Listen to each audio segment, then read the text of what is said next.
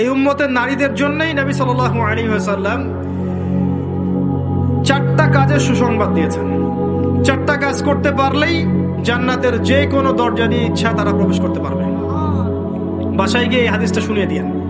1 number, তারা যদি 5 ওয়াক্ত নামাজ পড়তে পারে, 5 ওয়াক্ত নামাজ টাইম টু টাইম পড়তে পারে। 2 নাম্বার, তারা যদি রমজান মাসে সওম রাখতে পারে। 3 নাম্বার, তারা যদি লজ্জাস্থানের হেফাজত করতে পারে, মানে পর্দা করতে পারে। এখানে আমি খাস পর্দা বোঝাচ্ছি, ডিজিটাল পর্দা বোঝাচ্ছি না, খাস পর্দা বোঝাচ্ছি।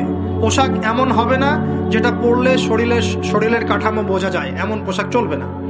পোশাক এমন হবে না যেটা পরলেও বাইরে থেকে ভিতরের অঙ্গ দেখা যায়। পোশাক এমন হবে না যেটা অমুসলিমদের সাথে সাদৃশ্য আছে।